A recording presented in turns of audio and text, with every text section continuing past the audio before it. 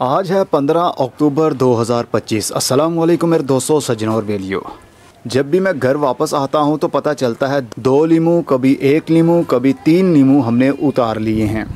रोज़ाना की अगर ये रूटीन रही तो मैंने जब तक ये वीडियो बना के आप लोगों को मोटिवेट करना है तब तक सिर्फ पौधे के ऊपर पत्ते ही रह जाएंगे, फल सारे का सारा उतार कर इस्तेमाल कर लिया जाएगा। इसलिए मैं सोच रहा हूँ अभी वीडियो बना लूँ ताकि फल अभी से ही उतार लूँ। नहीं तो मैंने जब तक वेट करना है इस फल का तब तक वेट मुझे लगता है कि शायद आधा किलो से भी कम रह जाएगा। घर वालों को आजकल बाज़ार वाले लीमू का जायका ही नहीं आ रहा। वो कहते हैं बाज़ार वाले लीमू का वो जायका नहीं है जो कि घर वाले फ्रूट का है।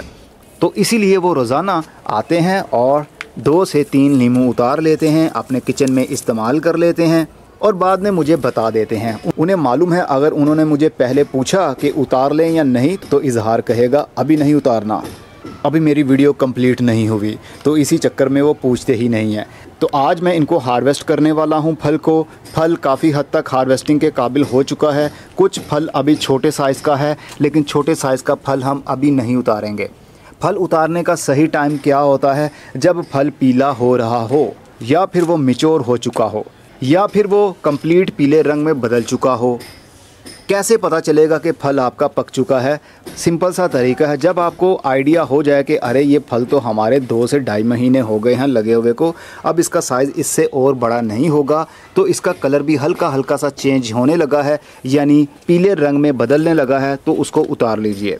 मैच्योर साइज़ को वो पहुंच जाए तो उसको उतार लीजिए। प्री मैच्योर साइज़ है अभी यानी छोटा है, अभी बढ़ रहा है, अभी ये फल काफ़ी सख्त है, इसलिए इसको अभी नहीं उतारना। अगर इसको उतार लेंगे रस तो इसके अंदर भी मौजूद होगा, लेकिन जैसे ही आप कुछ दिन के लिए इसको रखेंगे तो इसके ऊपर झुर्रियाँ सी पड़ने लगेंगी और ये फल ऐसे ही ख़राब हो जाएगा, पीले रंग में बदलेगा ही नहीं। तो छोटे फल को लगा रहने दीजिए, बड़ा फल जो हो उसको उतार लीजिए। काफ़ी हमारा फल नीचे भी गिर जाता है, यहाँ पर भी क्यारी में भी गिर जाता है, तो बच्चे उठाकर फटाफट उसको फ्रिज में रख देते हैं।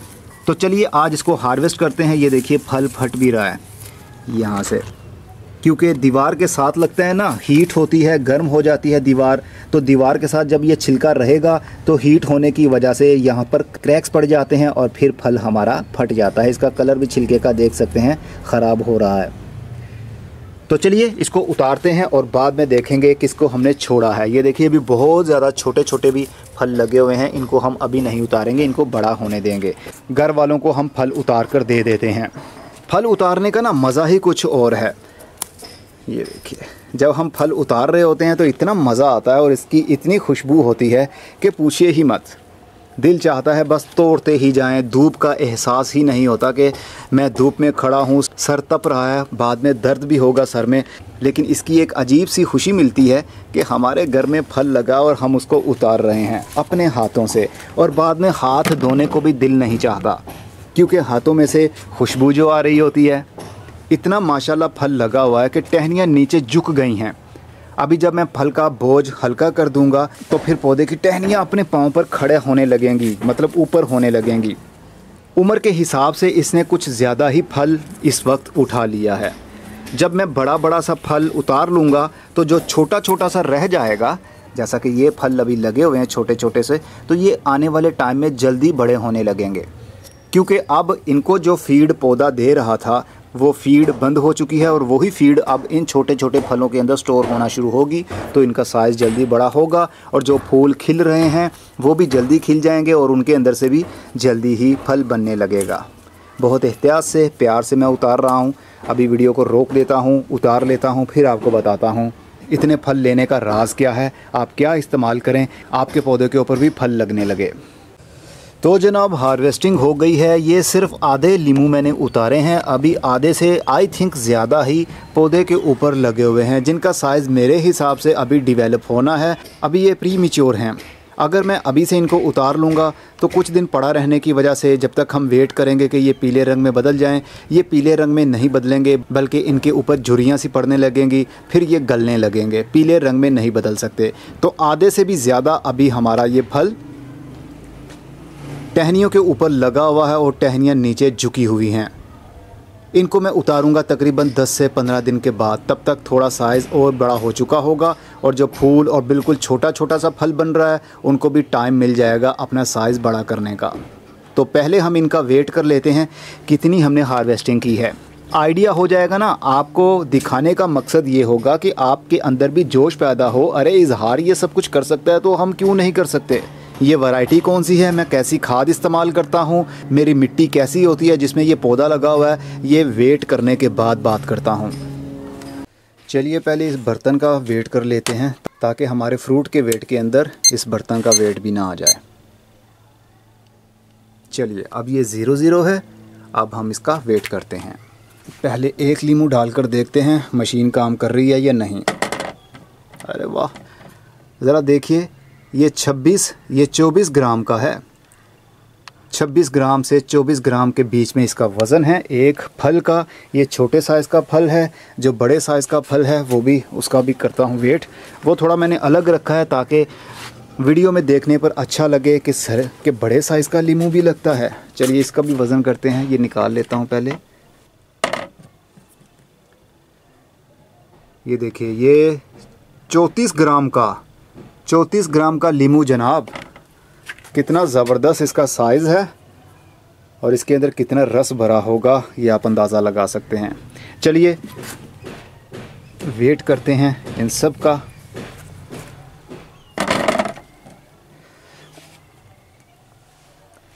सौ ग्राम में हमारे 6 लीमू आए हैं।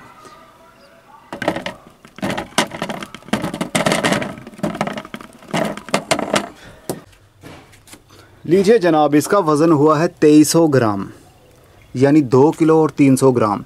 लास्ट वीडियो में जब मैंने पिछले सीज़न में इसकी हार्वेस्टिंग की थी, टोटल हार्वेस्टिंग हमारी हुई थी 2200 ग्राम, यानी 2 किलो और तकरीबन 250 ग्राम के करीब थी। और अब 2 किलो 300 ग्राम के करीब हो गई है। लेकिन ये आधी हार्वेस्टिंग है। आधी हार्वेस्टिंग तो हमारी अभी पौधे के ऊपर लगी हुई है, जो कि 15 से 20 दिन के बाद वो भी उतारने के काबिल हो जाएगी। एवरेज निकाली जाए, हमारे पास 4 से 4.5 किलो लीमू बने हैं सिर्फ एक पौधे पर। वो भी ज़्यादा बड़ा दरख्त नहीं है, छोटा सा एक पेड़ है जिसकी उम्र भी अभी तक तकरीबन 3 साल के करीब होगी, इससे ज़्यादा नहीं, और इसकी ज़्यादा हाइट भी नहीं है। चलिए फल को हमने देख लिया, काफ़ी अच्छा वज़न भी बन गया और अब ये हमारे किचन में जाएगा और ये सिर्फ 3 से 4 दिनों के लिए ऐसे ही पड़ा रहेगा शेडी एरिया में। फ्रिज में नहीं रखेंगे, ओपन में ही रखेंगे। अरे तुम किधर जा रहे हो, तुम बहुत कीमती हो।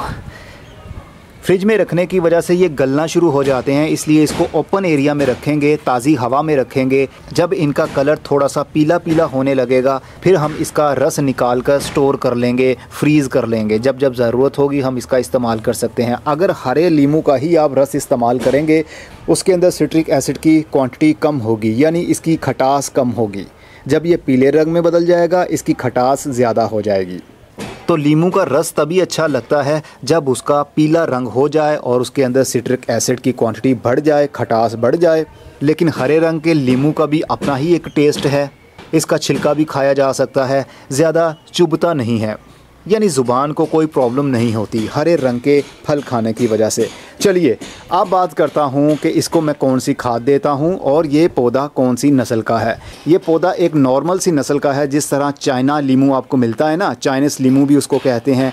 नर्सरी से, हर नर्सरी से आपको ये मिल जाता है। ये ग्राफ्टेड पौधा होता है। दिसंबर और जनवरी के महीने में आपको बहुत सारी नर्सरीज़ के ऊपर इस तरह के पौधे देखने पर मिलते हैं जिनके ऊपर पीले पीले रंग के फल लगे होते हैं और वो गाची के अंदर लिपेटा होता है, मतलब पराली के अंदर लिपेटा होता है, गमलों के अंदर नहीं लगा होता। तब आप बहुत सारे पौधे लाकर अपने घर में ज़मीन के अंदर या फिर क्यारी के अंदर या गमलों के अंदर शिफ्ट कर दें, तो मार्च के महीने से उसकी नई ग्रोथ शुरू हो जाएगी, नए नए पत्ते आने लगेंगे, फिर टहनी आने लगेंगी। और जैसे ही आपके पौधे की उम्र तकरीबन 3 साल तक पहुँचेगी तो इतना माशाल्लाह फल लगेगा कि आप खुद हैरान हो जाएंगे, अरे इतना फल हमसे लग गया। लेकिन ये वाले पौधे फल वाले हैं, तो फल वाले पौधे धूप में ही अच्छे से सर्वाइव करते हैं और उनको फल भी अच्छा लगता है। इनके ऊपर वक्त के साथ साथ मैं पेस्टिसाइड का स्प्रे भी करता हूँ, क्योंकि इनके ऊपर सुंडियों का ज़्यादा अटैक होने की वजह से पत्ते खाने लगते हैं वो कीड़े, और फिर एक टाइम आता है आपके पौधे के ऊपर जितने भी फूल लगे होते हैं, फल लगा होता है, वो किसी न किसी वजह से गिर जाता है, क्योंकि सूरज की धूप की वजह से ही पौधे के पत्ते खाना बनाते हैं और आपके फल के अंदर वो खाना स्टोर होता है, तो फल का साइज़ बड़ा होता है।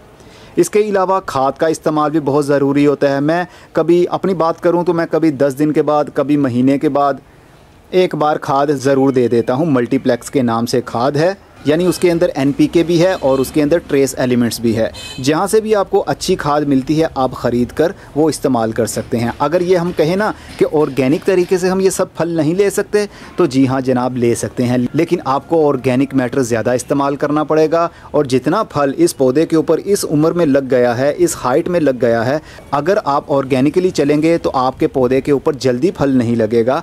जब पौधा ज़्यादा बड़ा हो जाएगा, मिच्योर हो जाएगा, कम से कम 5 से 6 साल उसकी उम्र हो जाएगी, तो ऑर्गेनिक मैटर इस्तेमाल करने की वजह से इसी तरह उसको भी फल लगा करेगा। लेकिन छोटी उम्र में ऑर्गेनिक खाद देने की वजह से आपके पौधे पर ज़्यादा फल सेट नहीं होगा, वो भी गमले के अंदर या फिर क्यारी के अंदर। अगर ज़मीन के अंदर लगा होगा तो पौधा जल्दी फैलता है, उसकी जड़ें भी ज़्यादा ग्रोथ करती हैं और दिन ब दिन पौधे की हाइट भी बढ़ती है, तो ज़्यादा से ज़्यादा फल भी लगता है उसको। खाद ख़रीदनी हो, लिंक नीचे डिस्क्रिप्शन बॉक्स में मौजूद है और पेस्टिसाइड का भी लिंक नीचे मौजूद है। आप वो ज़रूर अपने पास लेकर रखिए, जब जब ज़रूरत हो आप इसका इस्तेमाल कर सकते हैं। खाद वाटर सोल्यूबल कोई सी भी हो, 5 लीटर पानी के अंदर एक जो टेबल स्पून होता है वो घोलिए और हर 7 दिन के बाद या 10 दिन के बाद एक एक गिलास वो पानी हर पौधे के तने में डाल दिया करें। अगर पौधा बड़ा है, जिस तरह की ये मेरा पौधा बड़ा है, अगर मैं 5 लीटर पानी के अंदर 1 चम्मच घोल कर पूरा ही इस क्यारी में डाल दूं, यानी 5 लीटर, तो भी चलेगा। अगर पौधा छोटा है, हाइट छोटी है, पौधे की ज़्यादा ग्रोथ नहीं है, पत्ते ज़्यादा, टहनियाँ ज़्यादा नहीं हैं, तो फिर आपने एक एक गिलास हर 7 दिन के बाद देते रहना है। अब आता हूँ मिट्टी पर। मिट्टी एक ऐसी चीज़ है जिसके बगैर कोई भी पौधा अच्छे से चल नहीं सकता। जिस मिट्टी के अंदर बायोलॉजिकल लाइफ, माइक्रोबियल लाइफ ज़्यादा होगी, यानी लिविंग ऑर्गेनिज्म ज़्यादा होंगे, उस मिट्टी को ज़्यादा अच्छा और फर्टाइल समझा जाता है, जिसको ज़रहेज़ मिट्टी कहा जाता है, यानी खालस खाद से भरी हुई मिट्टी।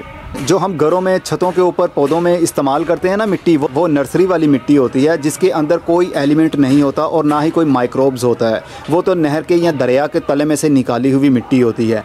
ऑर्गेनिक मैटर बार बार इस्तेमाल करने की वजह से आपकी मिट्टी के अंदर माइक्रोबियल लाइफ ज़्यादा बढ़ने लगती है, यानी माइक्रोब्स, बैक्टीरिया, फंगस, दूसरे कीड़े जो बेनिफिशियल होते हैं, इनका एक इकोसिस्टम बन जाता है। और जितनी पुरानी मिट्टी होगी उतनी ही अच्छी होगी, जिसके अंदर बार बार हम कोई ना कोई ऑर्गेनिक मैटर इस्तेमाल करते ही रहते हैं। अक्सर लोग कहते हैं हमारी मिट्टी के अंदर तो 4-5 साल हो गए गमलों के अंदर पड़ी हुई है, हमने कोई पौधा नहीं लगाया, क्या वो मिट्टी ख़राब हो गई है, हम उसको फेंक दें, या उसके अंदर चूंटियाँ बहुत ज़्यादा हो गई हैं, क्या उसको हम फेंक दें? यही गलती होती है। गार्डनिंग में या सब्जियाँ लगाने में जितनी सफाई सुथराई का आप ख्याल रखेंगे ना, उतना ही आपका पौधा भी बीमार होगा और उतना ही कीड़ों का हमला ज़्यादा होगा, क्योंकि कुदरत ने इस मिट्टी के अंदर अच्छे बैक्टीरियाज़ भी रखे हैं, बुरे बैक्टीरियाज़ भी रखे हैं, अच्छे फंगस भी हैं, बुरे फंगस भी हैं, अच्छे कीड़े भी हैं और बुरे भी हैं, जो कि कुदरत की तरफ से एक बैलेंस बना रहता है। लेकिन हम इंसान उस बैलेंस को बिगाड़ देते हैं। बुरे कीड़ों को मारने के साथ साथ में अच्छे कीड़े भी मर जाते हैं, क्योंकि जहर ने ये नहीं देखना कि किस कीड़े को मारना है और किसको छोड़ना है, बल्कि जहर का काम है हर किसी को मार देना। और मेरी इस मिट्टी के अंदर कोई भी जहर कभी भी इस्तेमाल नहीं हुआ, यानी कीड़े मारने वाला केमिकल जो कि ज़मीन के अंदर माइक्रोब्स होते हैं या फिर दूसरे कीड़े जिसकी वजह से पौधे की रूट्स को प्रॉब्लम हो, वो वाले कीड़े भी मैंने कभी नहीं मारे केमिकल का इस्तेमाल करते हुए। मैं हमेशा ऑर्गेनिक मैटर ज़्यादा से ज़्यादा इस्तेमाल करने की कोशिश करता हूं, और बैक्टीरिया लिक्विड भी।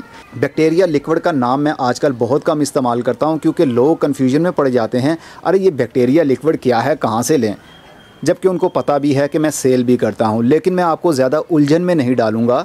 मैंने कई बार आपको वीडियोस में बताया है कि जंगल की मिट्टी ले आइए या किसी ऐसे पार्क की मिट्टी ले आइए जहां पर इंसानों का आना जाना कम हो, वहां पर दरख्तों की छाँव के नीचे जो पत्ते इकट्ठे होते हैं ना, उनके नीचे काले काले रंग की मिट्टी होती है, वो ले आइए और उसको मल्टीप्लाई कर लीजिए। मल्टीप्लाई का मतलब कि उसके अंदर जितने भी माइक्रोबियल लिविंग ऑर्गेनिज्म हैं उन सब को आप मल्टीप्लाई करके अपनी मिट्टी में वक्तन फ़वक्तन इस्तेमाल करेंगे।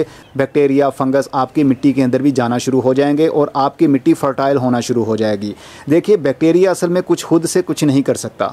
बैक्टीरिया क्या करेगा, जैसा कि नाइट्रोजन वाला बैक्टीरिया मिट्टी के अंदर मौजूद होता है, बस उसकी क्वांटिटी घर के गमलों के अंदर बहुत कम होती है, क्योंकि इनके अंदर हमने ऑर्गेनिक मैटर ज़्यादा इस्तेमाल नहीं किया होता।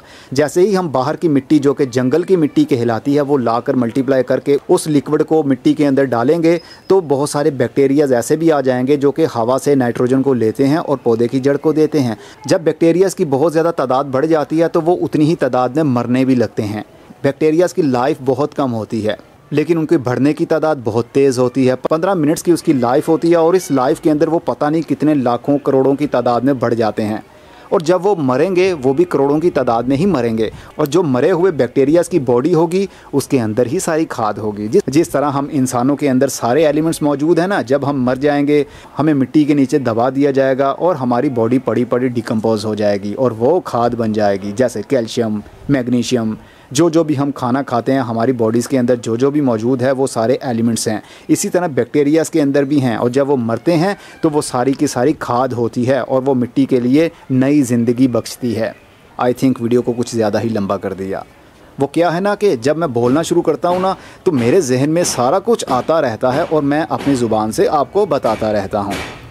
बहुत कंट्रोल करके बोलता हूँ कि ज़्यादा गहराई में ना जाऊँ, नहीं तो मैं बहुत डीपली माइक्रो ऑर्गेनिज़म पर बात कर सकता हूँ। असल में सारा कुछ है ही माइक्रो ऑर्गेनिज़म, लिविंग थिंग्स, जैसा कि हम इंसान। बस गार्डनिंग करनी है कामयाबी के साथ। केमिकल का इस्तेमाल भी कीजिए, पेस्टिसाइड जो केमिकल वाला है उसका इस्तेमाल भी कीजिए, लेकिन एक लिमिट के अंदर रह करके उसका कब इस्तेमाल करना है। बिला वजह का इस्तेमाल करने का फ़ायदा ही क्या है। सबसे ज़्यादा फोकस आपने करना है कि आपकी मिट्टी के अंदर अच्छे माइक्रो ऑर्गेनिज़म हों। वो मैंने बता दिया। मिट्टी ले आइए, उसको मल्टीप्लाई करते रहा करें, उसका लिक्विड मिट्टी के अंदर डालते रहा करें। मैं कोशिश करूंगा कि उस वीडियो का लिंक मैं डिस्क्रिप्शन में डाल दूं ताकि आप लोगों को पता चल जाए कैसे आपने मिट्टी लानी है, कहां से लानी है और कैसे उसको मल्टीप्लाई करना है। बैक्टीरिया का लिक्विड आपने कब कैसे इस्तेमाल करना है।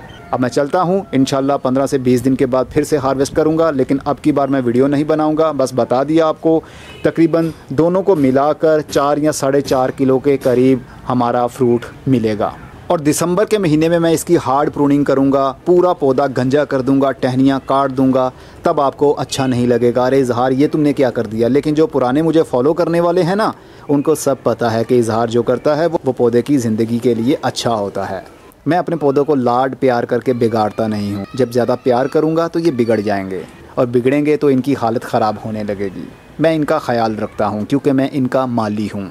आप भी अपने पौधों के माली बन जाएंगे ना तो आपके पौधे आपके साथ दोस्ती कर लेंगे। तो जब दोस्ती हो जाए तो फिर वो आपको अपना हर गम बताएंगे कि उनको क्या गम है, क्या तकलीफ़ है।